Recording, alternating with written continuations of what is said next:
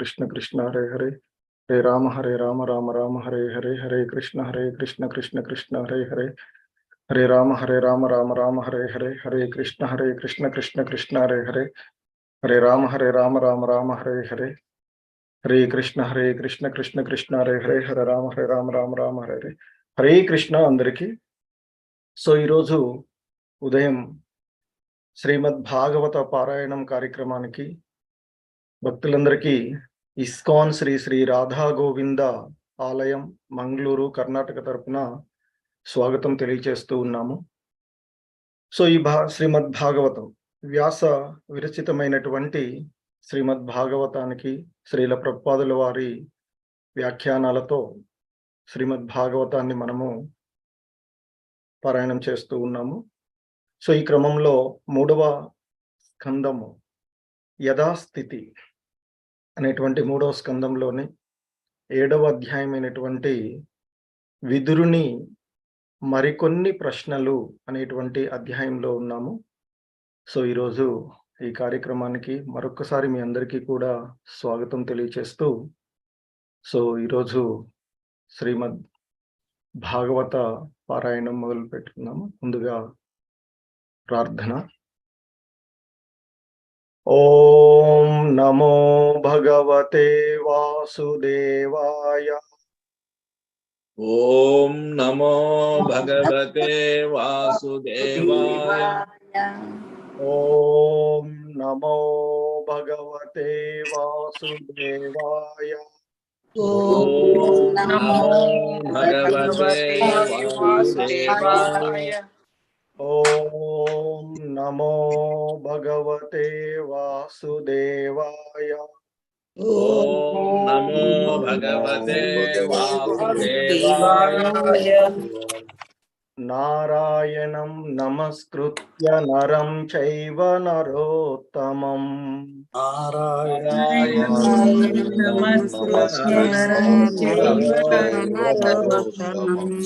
దేవీం సరస్వతిం వ్యాసం తతో జయముదీరయేత్.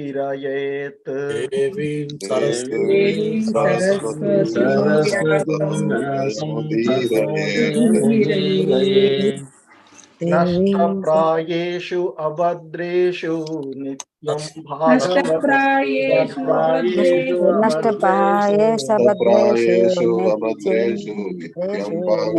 భాగవత సేవయే. భగవతి ఉత్తమ శ్లోకే భక్తిర్భవతి నైష్టికీ. భగవతి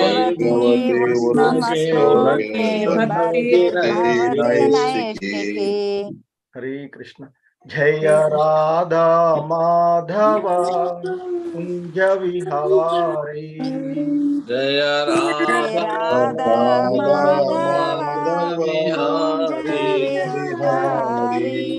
జయ రాధా మాధవ కుంజ విహారీ. జయ రాధా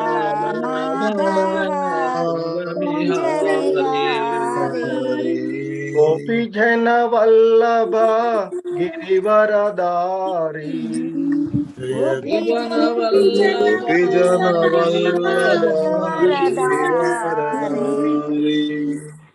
యశోదనందన వ్రజ జన రంజన.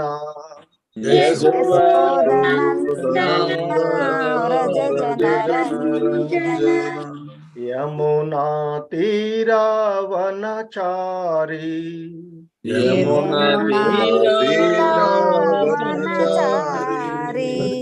జయ రాధా మాధవ కుంజ విహారీ.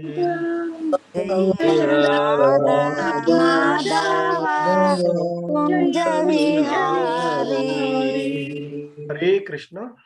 సో హరే కృష్ణ అందరికి. సో హరే కృష్ణ.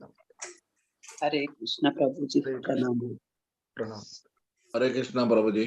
హరే కృష్ణ.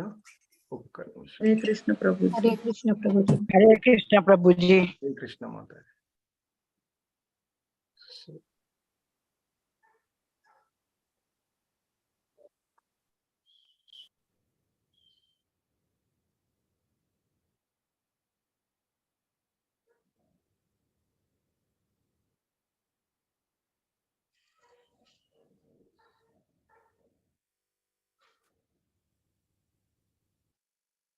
సో ఈ 7వ అధ్యాయము విదురుని మరికొన్ని ప్రశ్నలు అనేటువంటి ఈ క్రమంలో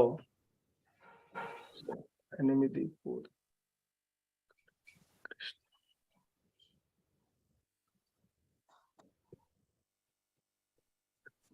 సో అంతకుముందు చూసినటువంటి 8వ శ్లోకంలో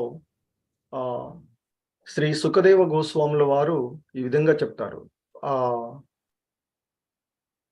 పరీక్షిత్ మహారాజుతో, ఓ రాజా, ఆ విధంగా జిజ్ఞాసువగు విదురుని చేత ప్రశ్నింపబడినటువంటి మైత్రేయ ముని తొలుత ఆశ్చర్యశక్తుడైనట్లుగా గోచరించెను. కానీ పూర్ణంగా భగవచ్చిత్తుడైనటువంటి కారణంగా అతడు ఎటువంటి సంకోచం లేకుండా విదురునికి సమాధానమొసగెను అంటూ చూసినటువంటి అది. సో ఇక ఆ మైత్రేయ ముని, ఎందుకంటే విదురుడు ఆ మైత్రేయుని అడుగుతాడు, నేను మోహానికి గురి అయి ఉన్నాను, సో కనుక నా మోహం తీరే విధంగా ఆ భగవంతుని యొక్క సంబంధించినటువంటి లీలలను నాకు బోధించమని అడిగినటువంటి క్రమంలో సో చెప్తున్నారు. ఎందుకంటే భగవద్భక్తులు ఎప్పుడూ కూడా తనను తాను చాలా అల్పుడుగాను, అంటే ఈ లోకంలో ఉన్నటువంటి వారందరికంటే కూడా చాలా దుర్మార్గమైనటువంటి, అంటే పాపాలు అత్యంత పాపిష్టివాడుగాను, అత్యంత నికృష్టమైనటువంటి పనులు చేసినటువంటి గాను, అత్యల్పుడుగాను తనని భావిస్తూ ఉంటాడు. సో వాస్తవానికి విదురుడు భగవంతుని యొక్క భక్తుడే, శుద్ధ భక్తుడే అయినప్పటికీ తాను చాలా అల్పుడుగాను, మోహానికి గురి అయి ఉన్నటువంటి వాడుగాను తనని భావిస్తూ ఉన్నటువంటి వాడు.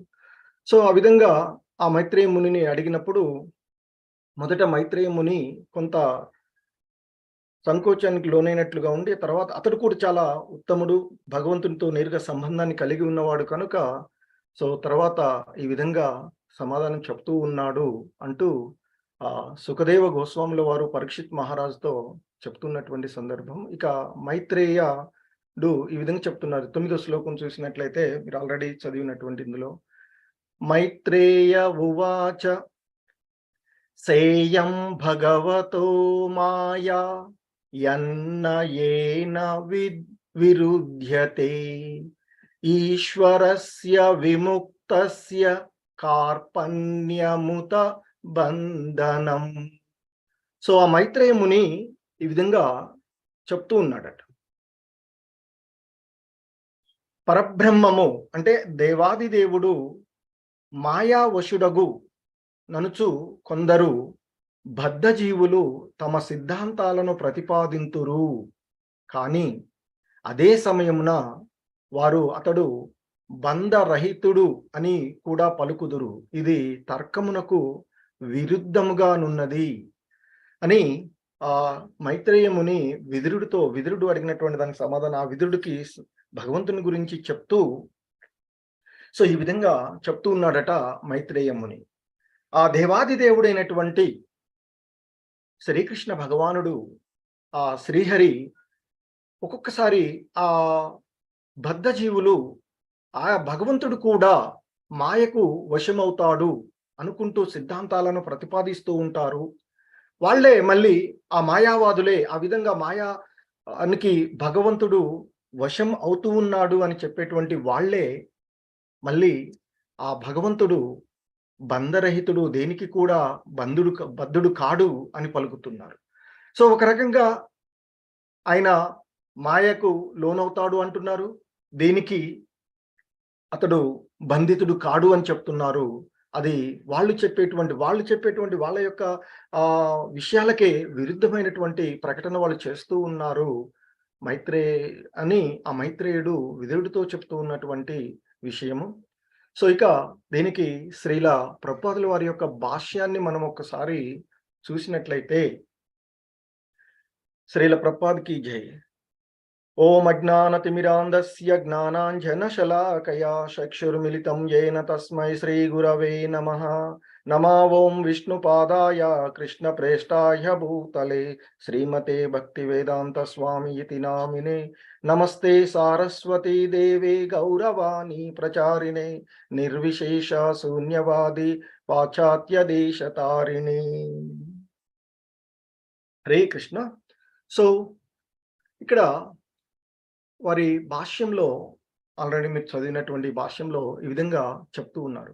100కి 100 పాళ్ళు ఆధ్యాత్మికతను కలిగి ఉన్నట్టి దేవదేవుడు మాయాశక్తికి అంటే జీవుని యొక్క జ్ఞానమును మరుగుపరుచున్నది. ఏమిటి మాయాశక్తి అంటే వాస్తవం కాని మన యొక్క వాస్తవికమైనటువంటి జ్ఞానం, జీవుడి యొక్క జ్ఞానం ఏదైతే ఉందో దానిని మరుగుపరిచేటువంటిది. అంటే అజ్ఞానము. వెలుతురు ఎప్పుడు మనకి కనిపించకుండా ఉంటుంది అంటే చీకటి వచ్చినప్పుడు.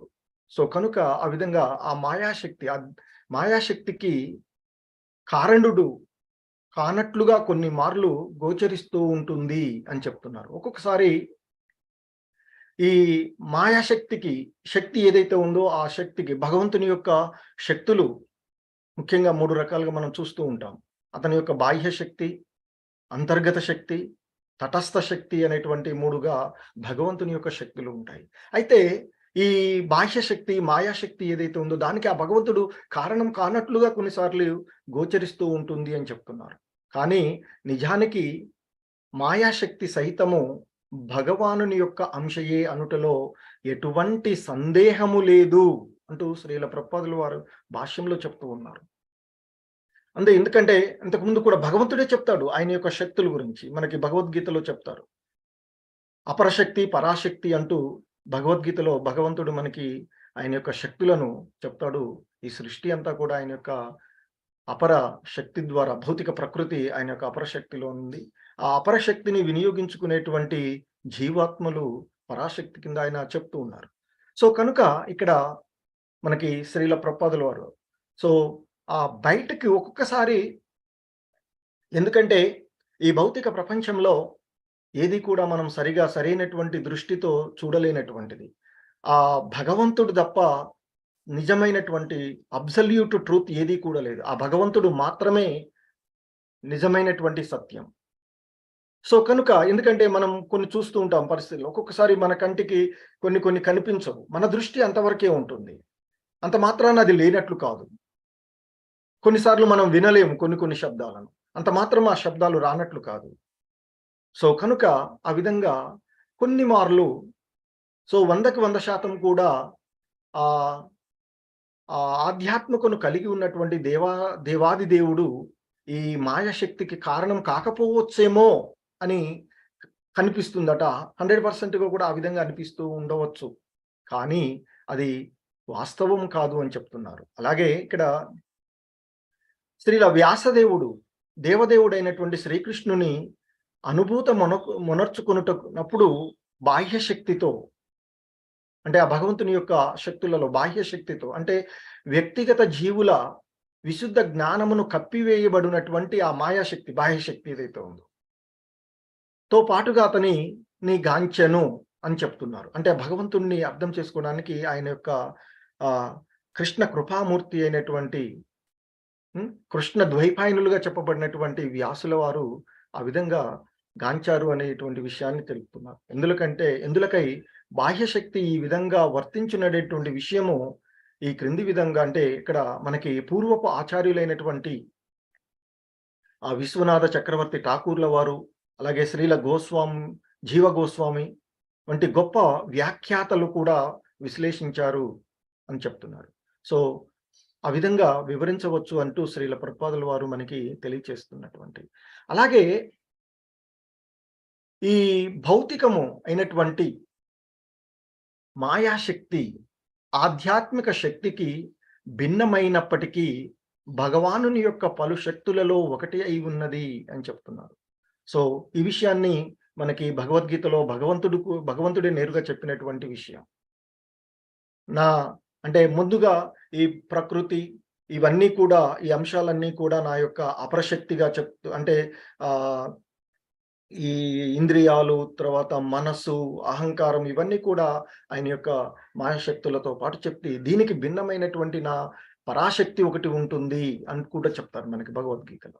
సో కాబట్టి భౌతికమైనటువంటి మాయాశక్తి ఆధ్యాత్మిక శక్తికి భిన్నమైనప్పటికీ అది ఆ భగవంతుని యొక్క శక్తులలో ఒకటిగానే ఉన్నటువంటిది అని చెప్తున్నారు. ఆ విధంగా ప్రకృతి భౌతిక గుణములు, అంటే ఇక్కడ సత్వ రజో తమో గుణాలు లాంటివి, ఆ సత్వ గుణాదులు అని చెప్తున్నారు.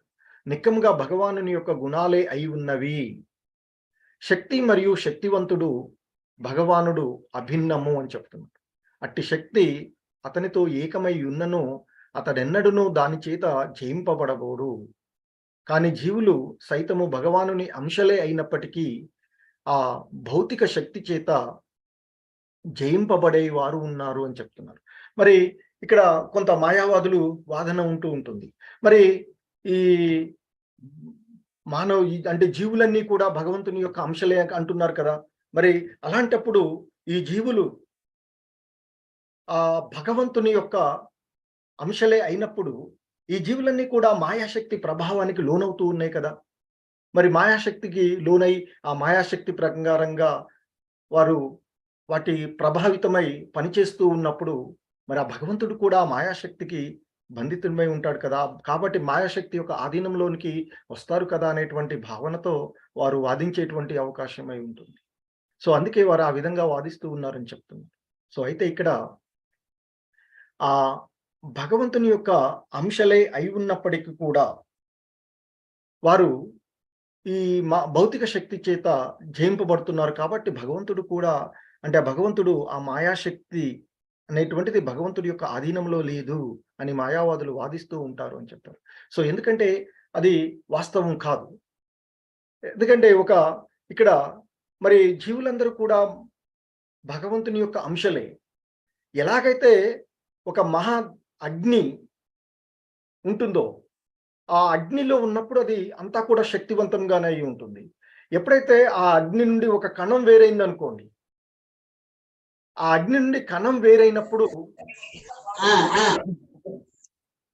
అది ఎలాగైతే దాని యొక్క నిత్య స్వభావాన్ని అది కోల్పోతుందో అదే మాదిరిగా ఈ జీవులు కూడా ఎప్పుడైతే ఆ భగవంతుడి నుంచి వేరై ఆ భగవద్ధామం నుండి బయటకు వస్తున్నారో అప్పుడు వారు ఆ మాయాశక్తి చేత జయింపబడే వారై ఉంటారు అని చెప్తారు. అలాగే శ్రీమద్ భగవద్గీతలో కృష్ణ భగవానులు వారు 9వ అధ్యాయము 5వ శ్లోకంలో ఆయన ఈ విధంగా చెప్తారు. నచమస్తాని భూతాని పశ్యమే యోగమైశ్వరం భూత బృన్నచ్చ భూతస్థో మమాత్మ భూత భావన అంటూ ఆయన మనకి తెలియచేసినటువంటి శ్లోకంలో చెప్తారు. ఇక్కడ అంటే ఆ భగవానుని యొక్క అచింత్యమగు యోగమైశ్వరం అంటే ఇక్కడ ఆ శ్లోకంలో చెప్పినటువంటిది భావం ఏంటంటే ఆయన చెప్తాడు,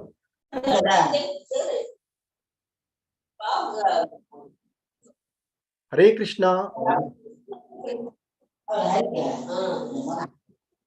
అందరినీ అన్మ్యూట్ చేశాను. చేస్తారు మనకి ఎందుకు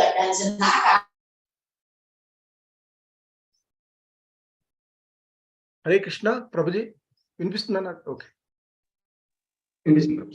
ఓకే ప్రభు రాగానే ఒకసారి అన్మ్యూట్ చేసేసే అందరికి కూడా వాళ్ళకి మ్యూట్ చేసేసేయండి. హరే కృష్ణ కొంచెం జాగ్రత్త చూసుకోండి. హరే కృష్ణ అనేదా భావించకండి, మిగతా వాళ్ళకి ఇబ్బంది అవుతుంది కాబట్టి మీరు డిస్టర్బెన్స్ ఉన్నప్పుడు మ్యూట్లోకి వెళ్ళండి. హరే కృష్ణ.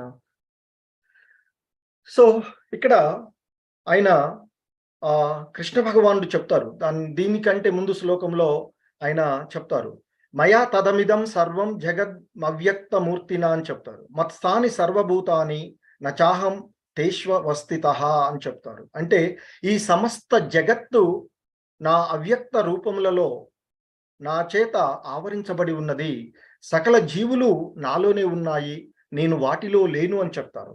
ఆ విధంగా చెప్పి ఇంకా మళ్ళీ చెప్తారు, అయినా సృష్టించబడినటువంటి సమస్తము నాలో నిలిచి ఉండదు, నా యోగ ఐశ్వర్యాన్ని చూడు, యోగమైశ్వర్యం అంటున్నారు. చూడు, నేనే సకల జీవులకి పోషకుడిని అయినప్పటికీ, నేను సర్వత్రా ఉన్నప్పటికీ, సమస్త సృష్టికి పరమ మూలము అయిన కారణంగా ఈ జగత్తులోని భాగాన్ని నేను కాదు అని ఆ భగవంతుడు చెప్తూ ఉన్నటువంటిది. కానీ ఆ అల్ప బుద్ధి కలిగినటువంటి ఆ మండూక స్వభావపు తత్వవేత్తలు తప్పుగా ఈ విషయాన్ని అర్థం చేసుకుంటున్నారు అని అంటే నాలోనే నిలిచి ఉండరు, అన్నిటికీ నేనే అంటున్నాడు, మళ్ళీ నాలో నిలిచి ఉండవు అంటున్నాడు కదా. అంటే అప్పుడు భగవంతుడు వేరు కదా. అనేటువంటి భావనతో ఈ మండూక స్వభావాలు ఉన్నటువంటి మాయావాదులు తప్పుగా అర్థం చేసుకొని దానిని తప్పుగా ప్రచారం చేస్తూ ఉన్నారు అని చెప్తున్నారు శ్రీల ప్రభుపాదుల వారు. ఆ నారాయణుడు అంటే స్వయంగా భగవానుడు అంటే దరిద్ర నారాయణుడు అంటే పేదవాడుగా నరనారాయణులు అని చెప్తాం. కాబట్టి ఆ దరిద్ర నారాయణుడు అంటే పేదవాడయ్యేటువంటి సిద్ధాంతాన్ని బలపరచుటకు వారు భౌతిక శక్తి అనేది భగవాన్ను జయించుతుంది అని చెప్తారు. ఎందుకంటే ఇంతకుముందు చెప్పుకున్నట్లుగా ఆ ప్రతి జీవుడు కూడా భగవాను యొక్క అంశే అంటున్నారు. మరి అలాంటి భగవాన్ని అంశని ఈ మాయ జయిస్తుంది కదా, మరి మాయ జయించినప్పుడు భగవాన్ని కూడా అది జయించినట్లే కదా అనేటువంటి వాదనలను వారు వాదిస్తూ ఉంటుంటున్నారు. సో ఇంతకుముందు అదే చెప్తున్నాను, ఎలాగైతే ఒక అగ్ని మొత్తము సమూహకంగా ఉన్నప్పుడు అది నిత్యంగా కూడా దహించి వేస్తూ ఉంటుంది. అగ్ని కణాలు వేరైనప్పుడు వాటి యొక్క ఉనికిని కోల్పోతూ ఉంటాయి. అలాగే ఆ భగవతత్వాన్ని, ఆ పరతత్వాన్ని ఇక్కడ జీవులు బయటకు వచ్చిన తర్వాత మనము ఉంటుంది. కనుక ఈ భౌతిక శక్తి చేత మనము జయింపబడుతున్నాము అనేటువంటి అంశాన్ని వాళ్ళు తప్పుగా ప్రచారం చేస్తూ ఉన్నారు అని చెప్తున్నారు. సో ఇంకా ఈ విషయం గురించి మనకి ప్రామాణికంగా కూడా చెప్తున్నారు శ్రీల ప్రభుపాదుల వారు.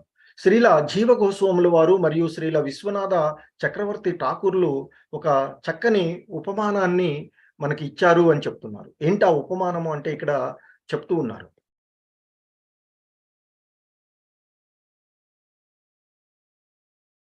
సూర్యుడు పూర్తిగా కాంతిమయుడే అయినప్పటికీ మేఘములు, అంధకారము, మంచు, వృష్టి అనేవన్నీ కూడా ఆ సూర్యుని యొక్క అంశలే అయి ఉన్నను వారు అంటే అయి ఉన్నవని వారు పలికారు అని చెప్తున్నారు. అంటే ఇక్కడ ఆ సూర్య భగవానుడు ఇక్కడ ఆయన మొత్తము కాంతిమయుడు ఆయన అయినప్పటికీ కూడా కొన్ని సార్లు ఆయన ద్వారా వచ్చినటువంటి బహిర్గతమైనటువంటి సూర్యుడిని ఏమీ చేయలేవు, కానీ ఆ సూర్యుడి ద్వారా బహిర్గతమైనటువంటి కాంతి కిరణాలని ఆ మేఘాలు, అంధకారము, ఆ మంచు, వృష్టి అనేటువంటివి కొన్నిసార్లు అవి ఇచ్చేస్తుంటాయి. సో అవి కూడా ఆ సూర్యుని యొక్క అంశంలే. ఎందుకంటే మనము ఇక్కడ మనం మంచి అంటున్నాం, మంచి అంటే దాని పక్కన చెడు ఉంటుంది. సో అలాగే వెలుతురు, చీకటిలి అనేటువంటివి. సో అలాగే ఇక్కడ ప్రకాశము, అంధకారము, జ్ఞానము, అజ్ఞానము అనేటువంటి ఎప్పుడు కూడా ఉంటాయి. సో కాబట్టి ఇవి కూడా ఇక్కడ ఆ సూర్యుడి యొక్క అంశాలుగానే అంటే ఉన్నప్పటికీ ఆ అంశాలే అయినటువంటివి అని చెప్తున్నాడు. సూర్యుడు లేకుండా ఆకాశము మేఘావృతం అవ్వడం. సో మరి ఇప్పుడు సూర్యుడే లేడనుకోండి, అసలు మేఘావృతమైందని ఎలా చెప్పగలుగుతాం? మొత్తం అంధకారంలో ఉంటాం కాబట్టి ఆ మేఘావృతం అనేటువంటి అంశం కూడా మనకి లేవనెత్తదు. అలాగే చీకటి అవడం అనేటువంటిది కూడా ఉండదు. ఎందుకంటే వెలుతురే, సూర్యుడే లేకపోతే వెలుతురే లేదు. వెలుతురే లేదు కాబట్టి చీకటి గురించి మాట్లాడేటువంటి ప్రసక్తే ఉండదు. అలాగే ఈ మంచు, వృష్టి అనేటువంటి కూడా ఇవి కలిగేటువంటి అవకాశమే లేదు అని శ్రీల ప్రభుపాదుల వారు అంటే కోట్ చేస్తున్నటువంటి అంతకుముందు ఉన్నటువంటి పూర్వ ఆచార్యులైనటువంటి విశ్వనాథ చక్రవర్తుల వారు, జీవ గోస్వాములు, షడ్ గోస్వాములలో ఒకరైనటువంటి శ్రీల జీవ గోస్వాముల వారు మనకి ఉపమానంగా ఇచ్చారు అని చెప్తున్నారు. సో కాబట్టి ఆ విధంగా సూర్యుని ద్వారానే జీవనము పోషింపబడుతున్నప్పటికీ ఆ సూర్యుడి ద్వారా ఉత్పన్నమైనటువంటి అంధకారము, మంచు, వృష్టి జీవనము కొన్ని మార్లు కలతను సైతము పొందుచుండును. కానీ సూర్యుడు మాత్రము అంధకారం చేత గాని, మేఘముల చేత గాని, లేదా మంచు వృష్టి చేత గాని ఎన్నడూ జయింపబడనుటయు అనేదే సత్యము, వాస్తవము అని చెప్తున్నారు. సూర్యుడు అట్టి కలతలకు, అవాంతరములకు అత్యంత దూరంలో ఉంటాడు. ఎందుకంటే ఇక్కడ మనం చూస్తూ ఉన్నటువంటి మేఘావృతం అవ్వడము, మంచు వృష్టి రావడము అనేటువంటిది, చీకటి అనేటువంటిది మన వరకు జరుగుతున్నటువంటి, మనమేదో కొంత ఇంతకుముందే చెప్పినాం, చాలా స్వల్ప పరిధిలో ఉంటున్నాం. మరి ఈ స్వల్ప పరిధిలో మనకి ఈ విధంగా ఉంటుంది, కానీ వాస్తవానికి ఆ సూర్యుడిది ఎప్పుడు కూడా ఇవేమీ అడ్డంకులు కావు. సో ఆ సూర్యుడు ఉండడం వల్లనే ఈ అనుభూతులు మనము పొందగలుగుతూ ఉన్నాము అనేటువంటి అంశాన్ని చెప్తూ ఉన్నారు. అలాగే భౌతిక శక్తి అతని శక్తులలో ఒకటైనప్పటికీ సర్వదా అతడు దాని చేత ప్రభావితుడు కాకుండా నిలిచియుండును అనేటువంటి విషయాన్ని చెప్తూ ఉన్నారు. సో ఇంకా ఆయన చెప్తున్నారు, మనకి అలాగే శ్రీమద్ భగవద్గీతలో 9వ అధ్యాయంలోనే శ్రీల ప్రభుపాదుల వారి యొక్క భాష్యంలో కూడా చెప్తూ ఉంటుంటారు ఆయన. సో అలాగే భక్తి రసామృతంలో ఇచ్చినటువంటి అంశానికే వారు చెప్పినటువంటిది ఏంటంటే, శ్రీకృష్ణుని నామము, యశస్సు, లీలాదులు ఆ భౌతికేంద్రియాల ద్వారా అర్థము కావు. ఆ భగవంతుని యొక్క లీలలు మన యొక్క ఈ భౌతిక ఇంద్రియాల ద్వారా అర్థం కావు. సరి అయినటువంటి నిర్దేశంలో విశుద్ధ భక్తుల ఆ భక్తి యోగంలో నెలకొనినటువంటి వానికి మాత్రమే అతడు వెల్లడవుతాడు, ఆ భగవంతుడు అర్థమవుతాడు. అంటే అలాగే భగవద్గీతలోనే మనకు భగవంతుడు చెప్పినటువంటి అంశమే. నేను అర్థం కావాలంటే అంటే వేదాధ్యయనము, యజ్ఞయాగాదులు వాటన్నిటికీ అంటే కూడా నా యొక్క భక్తులు మాత్రమే నన్ను యథార్థంగా అర్థం చేసుకోగలుగుతారు అని చెప్తారు. సో అలాగే బ్రహ్మ సంహితలో కూడా చెప్పబడినటువంటి అంశంలో మనకి ఉంటుంది.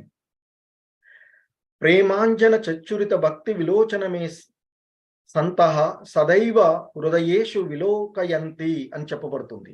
సో అంటే ఆ దేవాది దేవుడైనటువంటి గోవిందుని పట్ల దివ్యమైనటువంటి ప్రేమాభావము వృద్ధి చేసుకున్నప్పుడు మనిషి తన అంతర్వ్యాహాలలో అతన్ని చూడగలుగుతాడు. ఆ విధంగా అంటే భగవంతుణ్ణి అర్థం చేసుకున్నప్పుడు మాత్రమే ఈ విషయాలన్నీ కూడా అర్థం చేసుకోగలుగుతారు, ఈ భౌతిక ప్రకృతిని అర్థం చేసుకోగలుగుతారు. ఆ విషయాలన్నీ కూడా మనకి స్పష్టమైనటువంటి అవగాహనకు వస్తాయి.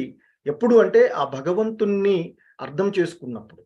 సో ఇంతకుముందు కూడా మనము కొన్ని వేరే క్లాసుల్లో చర్చించుకున్నట్టు మానవ జన్మ యొక్క ముఖ్య ఉద్దేశ్యమే ఆ భగవంతుణ్ణి అర్థం చేసుకోవడం. సో ముందు భగవంతుణ్ణి అర్థం చేసుకుంటేనే ఈ అంశాలన్నీ కూడా మనకి గోచరించగలిగేటువంటివి. సో కనుక ఆ విధంగా మనకి చెప్తూ ఉన్నారు. కాబట్టి ఆ భగవంతుడు వివిధ రూపాల్లో సర్వత్రా వ్యాపించి ఉన్నంత మాత్రాన ఆయన తన స్వరూపాన్ని కోల్పోయాడు అనేటువంటి భావన కాదు. అలాగే ఇప్పుడు ఎలాగైతే మంచు గాను, మేఘాలు గాను, అంధకారం గాను, మంచు సృష్టి, అంధకారం ఇవన్నీ వచ్చినంత మాత్రాన సూర్యుడు తన యొక్క వాస్తవికమైనటువంటి ఎంతో దూరంలో ఉన్నటువంటి అతడు తన వాస్తవాన్ని కోల్పోలేదు. అదేవిధంగా ఈ భిన్నమైనటువంటి అంశాలు భగవంతుని నుండి వేరువేరుగా వచ్చినప్పటికీ కూడా, ఈ సృష్టి అంతా వస్తూ ఉన్నప్పటికీ కూడా ఎప్పుడూ కూడా ఆ భగవంతుడు తన యొక్క వాస్తవికమైనటువంటి విధిని కోల్పోడు.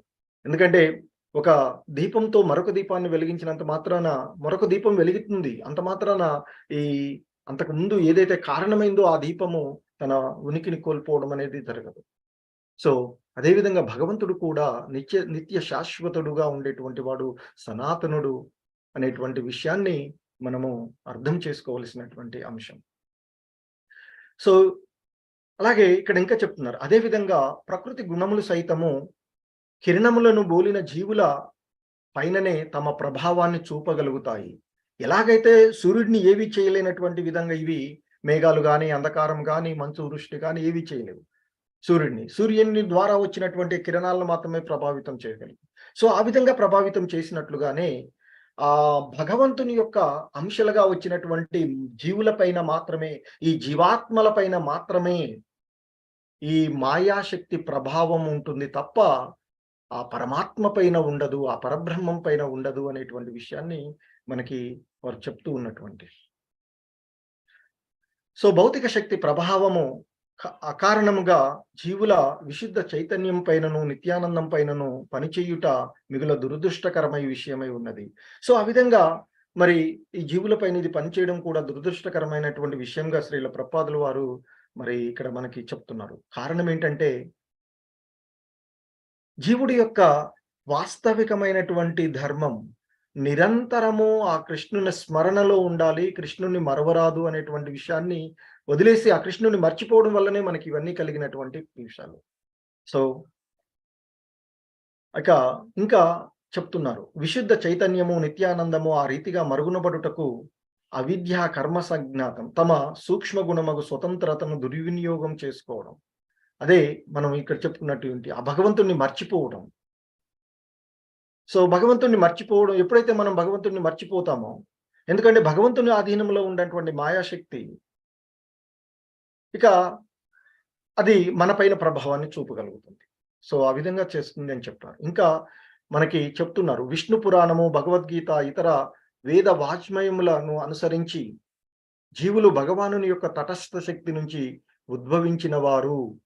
ఆ విధంగా వారు సర్వదా భగవాన్ని శక్తియే కాగలరు, కానీ శక్తిమానులు మాత్రము కాదు. సో ఇంతకుముందు చెప్పినట్లుగా ఎలాగైతే ఒక సమూహమైనటువంటి ఉన్నటువంటి మహా అగ్ని నుండి అగ్ని కణాలు వేరైనప్పుడు బయటకు వచ్చేసి అది ఎలాగైతే తన ప్రభావాన్ని చూపలేదు, అందులో ఉన్నంతప్పుడు చూపినట్లుగా ఇది చూపలేదు. అలాగే బంగారు గని నుండి బంగారు కణికలు వేరైనప్పుడు వాటి విలువ కూడా మారుతుంది.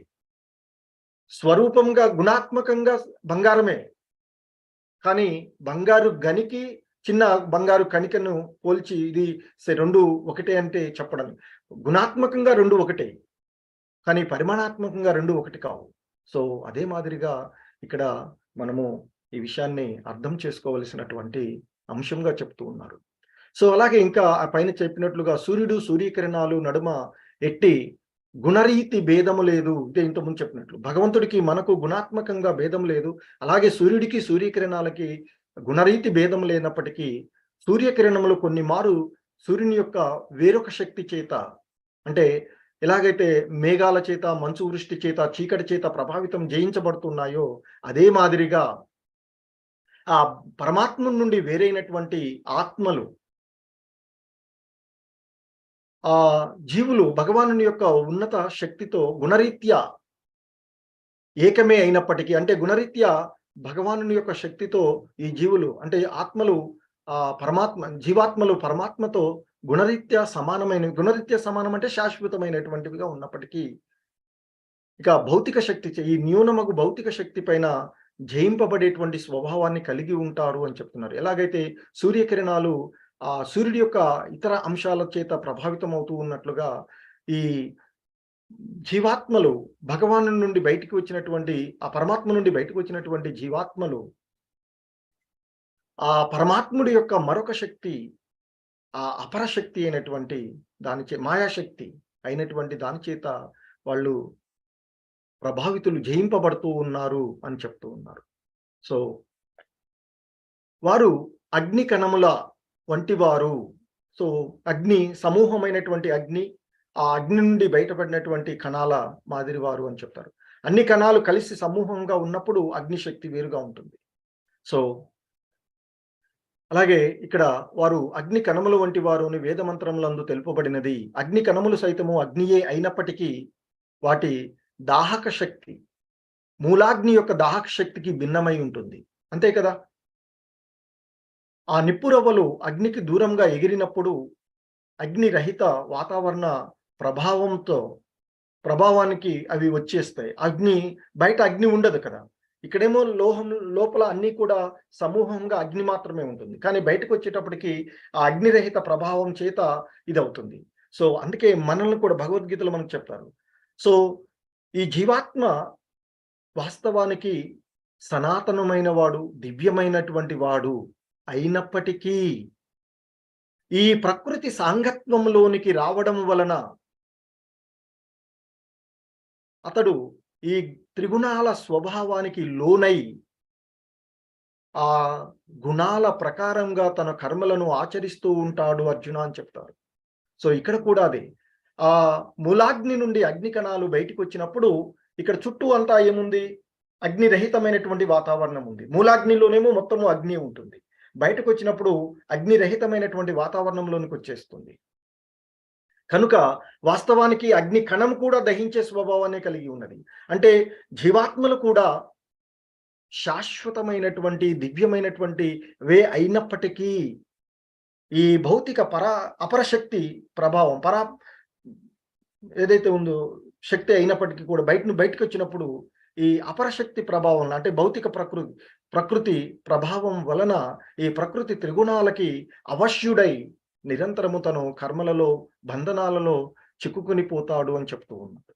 సో ఇంకా చెప్తున్నారు ఆయన మనకి శ్రీల ప్రభుపాదులో, నిప్పురవ్వలు అగ్నికి దూరంగా ఎగిరినప్పుడు అగ్నిరహిత వాతావరణం ప్రభావంలోనికి వచ్చును. ఆ విధంగా అవి అగ్నితో తిరిగి ఏకమగు శక్తిని రవ్వలుగా మాత్రమే కలిగి ఉండగలవు, కానీ మూలాగ్నిగా మాత్రం కాదు అని చెప్తారు. ఇక ఎప్పుడైతే బయటకు వచ్చేస్తుందో అది మూలాగ్ని కాదు, మళ్ళీ ఎప్పుడవుతుంది, తిరిగి మళ్ళీ ఆ మూల అగ్నిలోనికి చేరుకున్నప్పుడు. అలాగే ఈ జీవులు కూడా తన యొక్క స్వేచ్ఛను దుర్వినియోగపరుచుకున్నటువంటి కారణంగా నిరంతరము కృష్ణ స్మరణలో ఉండాలి, కృష్ణును మరవవద్దు అనేటువంటి విషయాన్ని ఉల్లంఘించిన కారణంగా ఈ జీవులు భౌతిక ప్రపంచంలోనికి రావడం జరుగుతుంది. ఈ దుఃఖాలయము అశాశ్వతమైనటువంటి ఈ ఆలయంలోనికి రావడం జరుగుతుంది. సో మళ్ళీ ఎప్పుడు అవి తన వాస్తవిక స్థితిని పొందగలుగుతాయంటే ఆ భగవంతుని యొక్క దివ్యధామాన్ని చేరుకున్నప్పుడు. సో మళ్ళీ అగ్నికణము మూలాగ్నిలోనికి వచ్చినప్పుడు అది అదా విధంగా. కానీ ఇక్కడ కూడా అదే. అందుకే ప్రతి జీవుడి యొక్క పరమగమ్యము అంటూ చెప్తూ ఉంటారు, మనకి పూర్వ ఆచార్యులు చెప్తూ ఉంటారు, శాస్త్రాలు చెప్తూ ఉన్నాయి. ప్రతి జీవుడు కూడా భక్తియుతమైనటువంటి సేవ ద్వారా ఆ భగవంతుని సేవ చేస్తూ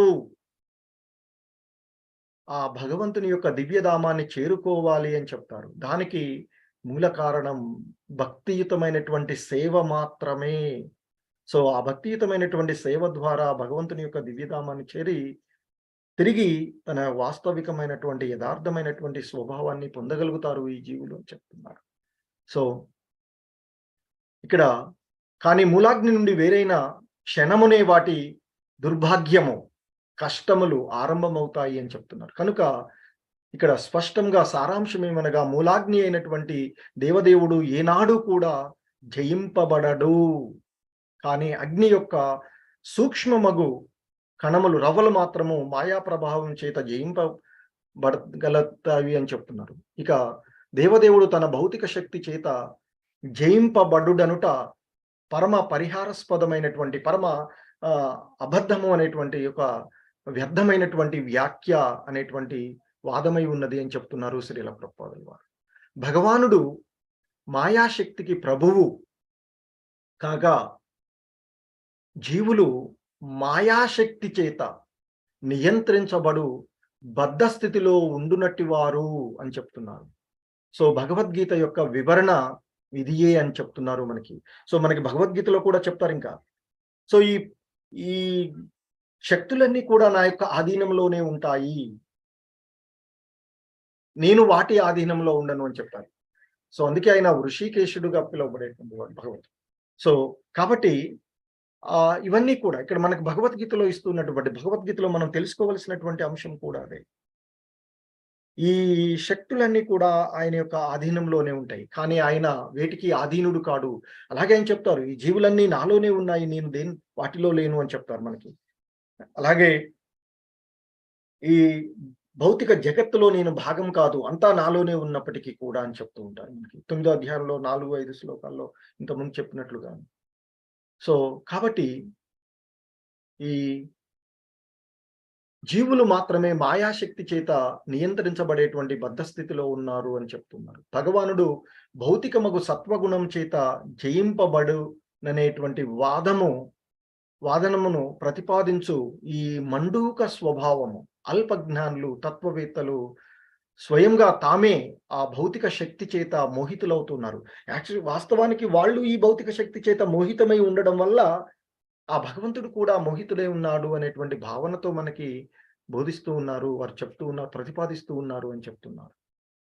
తమను తాము వారు ముక్తాత్మలుగా తలిచి ఆ విధంగా మోహగ్రస్తులయ్యేది వారే అని చెప్తున్నారు. సో దానికి కూడా మనకి చెప్తారు భగవంతుడు, సన్యాసులు అన్నీ నేను పరిపూర్ణతను సాధించిందని చెప్పేసి అగ్నిహోత్రాది క్రియలను వదిలివేసినంత మాత్రాన అతడు సన్యాసి కాడు అని చెప్తున్నారు. మరి ఎవరు అంటే నిరంతరము ఆ భగవత్స్మరణలో ఉండి అన్ని ఇంద్రియ విషయాలను ఎవడైతే త్యజిస్తాడో వారు మాత్రమే ఆ పరిపూర్ణమైనటువంటి యోగి అని చెప్తారు మనకి భగవద్గీత 6వ అధ్యాయమైనటువంటి ధ్యాన యోగంలో. సో ఆ విధంగా వాళ్ళు మోహగ్రస్తులై ఆ భగవంతుణ్ణి కూడా అదే విధంగా ఉన్నారు అని చెప్తూ ఉంటుంటారు. సో తమ వాదములను వారు మిథ్యాపూర్ణములుగాను గారడి మయములుగా అగు పదముల చేత, మళ్ళీ వాళ్ళు చెప్పేవి ఎలా ఉంటాయంటే, మనం భక్తి విషయాన్ని గురించి భగవంతుని గురించి చెప్తూ ఉంటే కొంతమందికి వినేటప్పుడు, అంటే భగవద్గీత మనకు చూస్తూ ఉన్నాం, ఈ లెవెల్ 1లో ఎంతో మంది జాయిన్ అవుతారు, కానీ 2వ రోజు క్లాస్కి వచ్చేటప్పటికి సగం మంది తగ్గిపోతూ ఉంటుంటారు. ఎందుకంటే ఇక్కడ భగవంతుని గురించి చెప్తున్నటువంటి మాయావాదులు చెప్పే విధంగా ఉండదు. ఇక్కడ వాస్తవాన్ని చెప్తూ ఉన్నారు భగవద్గీత. ఇస్కాన్‌లో బోధించేటువంటిది మనకి వాస్తవం, జీవన విధానాన్ని బోధిస్తున్నాం. అవి చెప్పేటప్పటికి నిష్ఠూరంగానే ఉంటుంది. సో కనుక మనకి ఇవి వాళ్ళు గారడీ పదాలు చేత వాళ్ళు సమర్థించుకుంటారు. అందుకే వాటికి అట్రాక్ట్ అవుతుంటారు. బయట కొన్ని రకాలైనటువంటి ప్రవచనాలు అవి అలాగే సినిమాలు కూడా చూస్తాం. వాస్తవం ఉండదు అందులో. కానీ దానికి చాలా అట్రాక్ట్ అవుతూ ఉంటారు. అలాగే బయట ప్రవచనాలు మాయావాదులు ఇచ్చేటువంటి ప్రవచనాలకి ఎంతో అట్రాక్ట్ అవుతూ ఉంటుంటారు. కానీ ఒక శుద్ధ భక్తుడు యథార్థాన్ని బోధిస్తూ ఉంటే వినడానికి కొంత విడ్డూరంగా అనిపిస్తుంది మాయా ప్రభావం చేతలోనే. బట్ భక్తులు దాన్ని ఎంజాయ్ చేయగలుగుతారు. సో అందుకే భగవద్గీతలో చెప్తూ ఉంటారు కృష్ణ భగవానుడు, నా భక్తులు నా లీలలను నిరంతరం ఒకరికొకరు చెప్పుకుంటూ ఆనందాన్ని అనుభవిస్తూ ఉంటుంటారు అని చెప్తారు. కానీ అల్పజ్ఞత కారణంగా వారు తన నిజస్థితిని మాత్రమే అవగతం చేసుకున్న జాలరు అని చెప్తున్నారు శ్రీల ప్రభుపాదులు వారు. అలాగే ఇంకా మనకి వారు చెప్తూ ఉన్నటువంటి అంశంలో శ్రీమద్ భాగవతం నందలి షష్టమ స్కందంలో 9వ అధ్యాయం నందలి 34వ శ్లోకమున ఈ విధంగా ఉంది అని చెప్తున్నారు. దుర్వబోధ ఇవ తవాయం విహార యోగో యద శరణౌ శరీర ఇదం అనవేక్షితాస్మ సవామ వాయ ఆత్మ నైవా విక్రియ మానేన సుగుణమ మగునః సృజసి పాసి హారసి అని చెప్తున్నారు. అంటే ఆ విధంగా దేవతలు దేవదేవుణ్ణి ప్రార్థించింది ఏంటి అంటే అతని కర్మలు దురగ్రాహ్యములై ఉన్నవి అని చెప్తున్నారు. దురవబోధ ఇవ తవాయం అంటున్నారు. అంటే దురవగ్రాహ్యములై ఉన్నవి అని, దివ్యమగు ప్రేమయుతం యందు శ్రద్ధతో నెలకొనిన వారికి అవి కొంతవరకు విదితం కాగలుగుతాయని చెప్తున్నారు. అంటే ఇంతకుముందు మనకి భగవద్గీతలో శ్రీల ప్రభుపాదులు భాష్యంలో చెప్పినట్లుగా ఆ కృష్ణుడి యొక్క నామము, యశస్సు, లీలలు భౌతిక ఇంద్రియాల ద్వారా మనం అర్థం చేసుకోలేమని చెప్తాం. సో ఆ విధంగా కొంతవరకు అవి ఆ దివ్యమైనటువంటి ప్రేమయుత సేవ, భగవంతుని భక్తియుతమైనటువంటి సేవలో ఉన్నప్పుడు మాత్రమే శ్రద్ధతో నెలకొనినటువంటి వారికే కొంత అర్థమవుతాయి. శుద్ధ భక్తులకు, పరిపూర్ణమైనటువంటి ఆ భక్తులకు మాత్రమే ఆ భగవంతుడు పూర్తిగా అర్థమవుతాడు.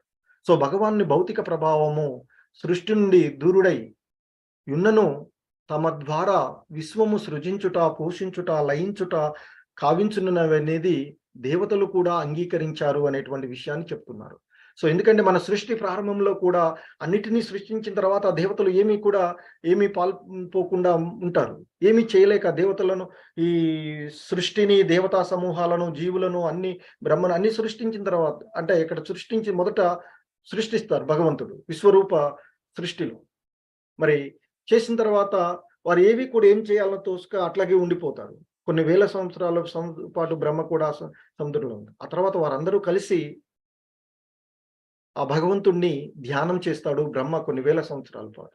చేసినప్పుడు బ్రహ్మ హృదయంలో జ్ఞానాన్ని ఇచ్చి, అప్పుడు చూసాం ఇంతకుముందు ఉన్నటువంటి చివరి 6వ అధ్యాయం చివరి శ్లోకాలలో చూస్తాం.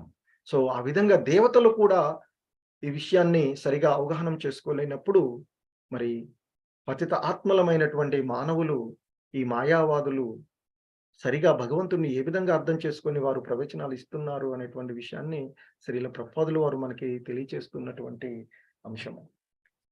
శ్రీల ప్రభుపాద్కి జై. హరే కృష్ణ. సో ధన్యవాదాలు అందరికీ. సో ఎవరైనా ఏవైనా అంశం